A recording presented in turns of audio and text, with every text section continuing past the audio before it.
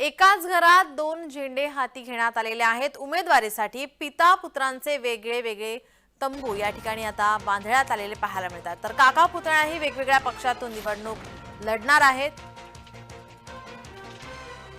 महाराष्ट्रातील राजकारण आपण पाहतोय। उमेदवारीसाठी पिता पुत्रांचे वेगळे तंबू बांधण्यात आलेले आहेत, तर काका पुतण्याही वेगवेगळ्या पक्षातून निवडणूक लढणार आहेत। एकाच घरात दोन झेंडे हातात घेण्यात आले। राणेंच्या घरात कमळ आणि धनुष्यबाण, तर नाईकांच्या घरात कमळ आणि तुतारी।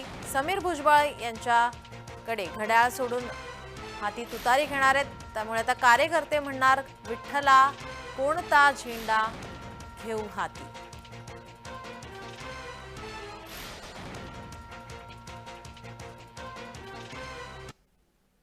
एकाच घरात दोन झेंडे हातात घेण्यात आले, त्या संदर्भात अधिक माहिती पाहूयात ग्राफिक्सच्या माध्यमातून। गणेश नाईक भाजपाकडून, संदीप नाईक राष्ट्रपाकडून।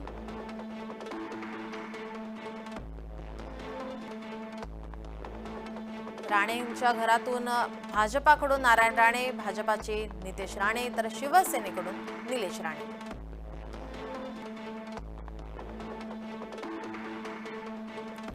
राष्ट्रवादीकडून छगन भुजबळ, तर समीर भुजबळ हे राष्ट्रपच्या वाटेवर असल्याची चर्चा आहे।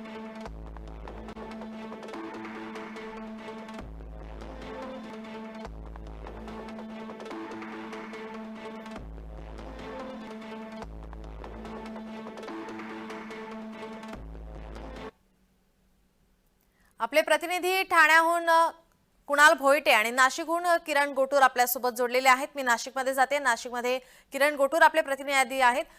किरण, आपण या ठिकाणी पाहिलं तर भुजबळ या ठिकाणी आपण पाहतोय, छगन भुजबळ हे राष्ट्रवादीमध्ये आहेत आणि समीर भुजबळ हे राष्ट्रपमध्ये प्रवेश करणार असल्याची सध्या चर्चा आहे। त्यामुळे एकाच घरामध्ये दोन झेंडे हाती घेतल्याचं चित्र एकंदरीतच आता राजकारणामध्ये, महाराष्ट्राच्या राजकारणामध्ये पाहायला मिळतंय।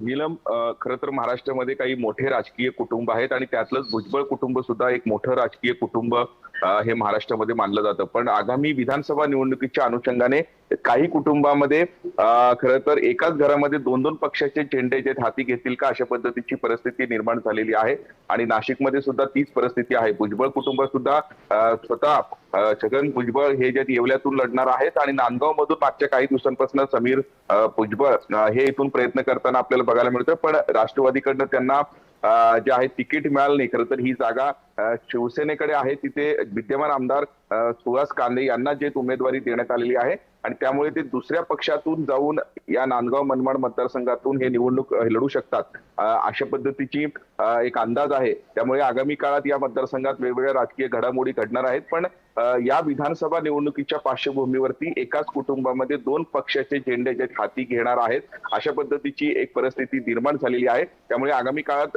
समीर भुजबळ हे काय निर्णय घेतात, ते कुठल्या पक्षातून जाऊन ही निवडणूक हे लढवतात का अपक्ष निवडणूक एकूणच लढवतात, हे पाहणं महत्वाचं असणार आहे। नक्कीच। आपले प्रतिनिधी ठाण्याहून कुणाल भोईटे आपल्यासोबत जोडलेले आहेत। कुणाल, आपण नाईक घराणं जर पाहिलं तर या ठिकाणी राजकारणामध्ये जे नाईक आहेत या ठिकाणी त्यांचं सुद्धा नाव आपण मोठ्या संख्येने या ठिकाणी पाहतोय। गणेश नाईक यांचा, त्यांनी सुद्धा आता या ठिकाणी त्यांचे जे बंधू आहेत गणेश नाईक यांनी भाजपामध्ये नवी मुंबईच्या ऐरोली मतदारसंघातून उमेदवारी दिलेली आहे। मात्र त्यांचे पुत्र जे आहेत संदीप नाईक हे आता राष्ट्रवादीमध्ये असणार असल्याची चर्चा आहे। त्यांनी राष्ट्रवादीमध्ये प्रवेश केलेला आहे। त्या संदर्भात काय माहिती, त्या संदर्भात तिकडे काय चित्र आहे?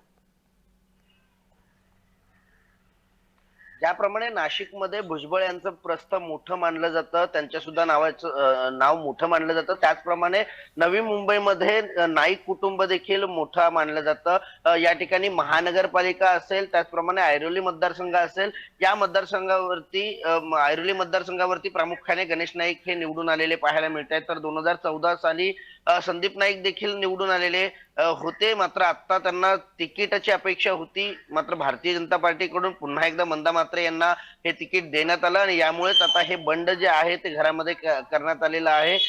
संदीप नाईक यांनी तुतारी हातामध्ये घेतलेली आहे। तर पत्रकारांनी प्रश्न विचारला असता वडिलांच्या विरोधामध्ये आपण प्रचार करणार का, तर त्यांनी हो म्हणून सांगितलेलं आहे। त्यामुळे आता पिता पुत्रांचा संघर्ष जो आहे तो या नवी मुंबईमध्ये पाहायला मिळणार आहे. एकंदरीतच गणेश नाईक यांच्या समोर त्यांच्या सुपुत्रांनी आता बंड ठोकलेला आहे किंवा दंड थोपटलेले आहेत. त्यामुळे आता ही निवडणूक कशा प्रकारे होतीये, कारण एकाच घरामध्ये आता दोन झेंडे जे आहेत ते जाणार आहेत. मात्र जर नारायण राणे यांच्या घरातलं पाहायचं झालं तर नारायण राणे आणि त्यांचे सुपुत्र निलेश राणे हे शिवसेनेमध्ये जाणार आहेत. जरी शिवसेनेमध्ये जर सुद्धा एक म्हणावं लागेल की महायुतीच आहे, त्यामुळे हे तिन्ही झेंडे कुठेतरी एकाच व्यासपीठावर असणार आहेत किंवा दोन्ही झेंडे एकाच व्यासपीठावर असणार आहेत. मात्र गणेश नाईकांमध्ये आणि संदीप नाईकांमध्ये थोडीशी वेगळेपण आहे, कारण हे दोन्ही म्हणजे महाविकास आघाडी वेगळी आणि महायुती वेगळी म्हणून लढणार आहेत. त्यामुळे आमने सामने पिता पुत्र असणार आहेत.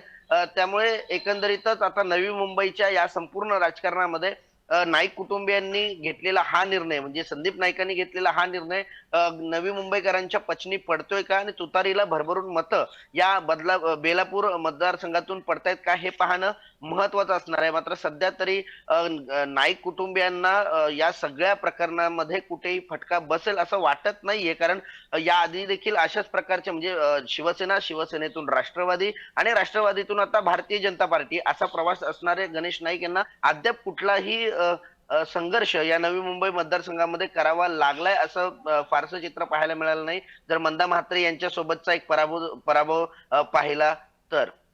नक्कीच. आपले प्रतिनिधी नाशिक मधून किरण गोठूर आपल्यासोबत जोडलेले आहेत. किरण, आपण जर भुजबळ यांचं कुटुंब जर पाहिलं तर छगन भुजबळ हे राष्ट्रवादीमध्ये आहेत, मात्र समीर भुजबळ जे आहेत ते राष्ट्रपच्या वाटेवर असल्याचं बोललं जात आहे.